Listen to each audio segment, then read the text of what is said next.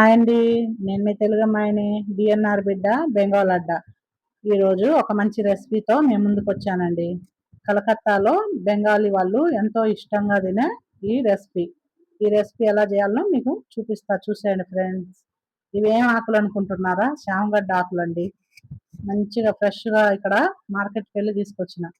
ఇక్కడ అన్ని రకాల కూరగాయలతో పాటు ఆకుకూరలు కూడా తింటారండి. ఆకులు వాటితో రెసిపీ మంచి మంచి రెసిపీలు చేస్తారు. ఫస్ట్ ఒక గిన్నె పెట్టుకొని దాంట్లో ఒక 4-5 చెంచాలు శనగపిండి వేసుకోవాలి. ఈ శామగడ్డ ఆకులకి మంచి మంచి రెసిపీలు ఉంటాయి, చేసి చూపిస్తాండి. ఇది ఫస్ట్ రెసిపీ శామగడ్డ ఆకులతో. ఒక 4-5 చెంచాలు, ఒక గిన్నెలో 4-5 చెంచాలు శనగపిండి వేసుకున్న తర్వాత కొంచెం పసుపు, లైట్గా పసుపు వేసుకోవాలి. కొంచెం పసుపు, కొంచెం కారం, కొంచెం ఉప్పు, కొంచెం జీలకర్ర పొడి, అలాగే కొద్దిగా గరం మసాలా పొడి, కొంచెమే అల్లం వెల్లిపాయ కూడా. అన్నీ కొంచెం కొంచెం వేసుకోవాలి, మరీ ఎక్కువ కాకుండా లైట్గా వేసుకోవాలి టేస్ట్ కోసం. ఇలాగా చేసుకుంటే చాలా బాగుంటాయి. ఎక్కువ ఎక్కువ వేసుకుంటే ఘాటుగా ఉంటాయి, బాగోవు. ఇక్కడ చాలా మంది ఇలా చేసుకొని తింటారండి. కలకత్తాలో బెంగాలీ వాళ్ళు, బీహార్ వాళ్ళు, యూపీ వాళ్ళు, నాలుగు ఏరియాల వాళ్ళు ఉంటారుగా, 4 రకాల వంటకాలు ఉంటాయి. అందుకే ఒక్కొక్క రోజు ఒక్కొక్క వాళ్ళ వంటకం చూపిస్తానండి. చూసేయండి ఫ్రెండ్స్. మన వంటకాలు కూడా చేసినప్పుడు కూడా చూపిస్తా తప్పకుండా. చూసి ఎలా ఉందో కామెంట్స్లో చెప్పండి ఫ్రెండ్స్. సపోర్ట్ చేయండి, సబ్స్క్రైబ్ చేయండి ఫ్రెండ్స్ మీ తెలుగు అమ్మాయిని.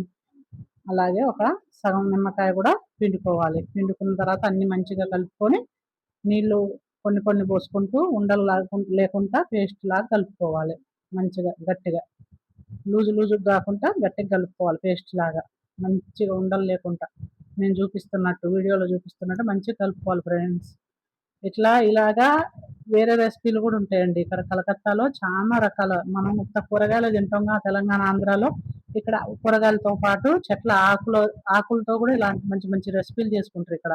అందుకే మన వాళ్ళకి కూడా చూపిస్తే కొంచెం అర్థమైందిగా కలకత్తా వంటకాలని చూపిస్తున్నా ఫ్రెండ్స్. ఇట్లా ఒక ఆకు మంచిగా తీసుకొని శుభ్రంగా ఈ ఆకులన్నీ గడుపుకొని వెనకుండే కాడలు కోసుకోవాలి, కోసి తీసేయాలి, లేకపోతే నాలుకే కోసుకోవద్దంట. నేను ఇదే ఫస్ట్ వింటాం కూడా దీని గురించి.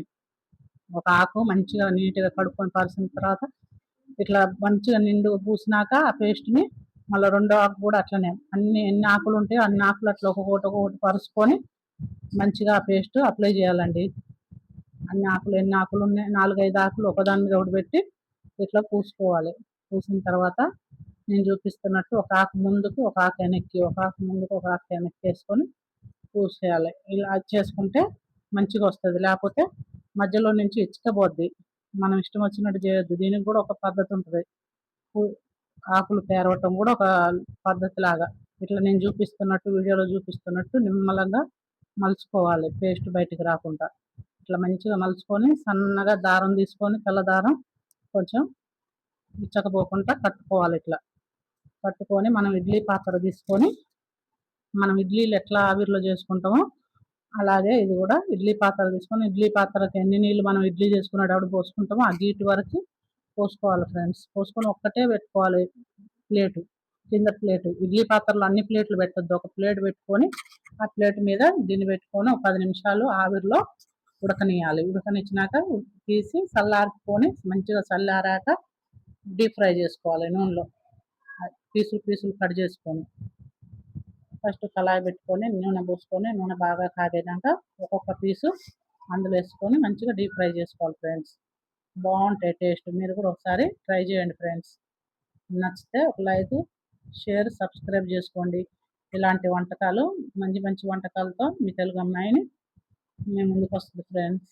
అలాగే సబ్స్క్రైబ్ చేసుకోండి. రుచికరమైన శామగడ్డ ఆకు పకోడీ రెడీ అయింది. చూసాను ఫ్రెండ్స్, క్రిస్పీగా ఎంత బాగుందో. Bye friends.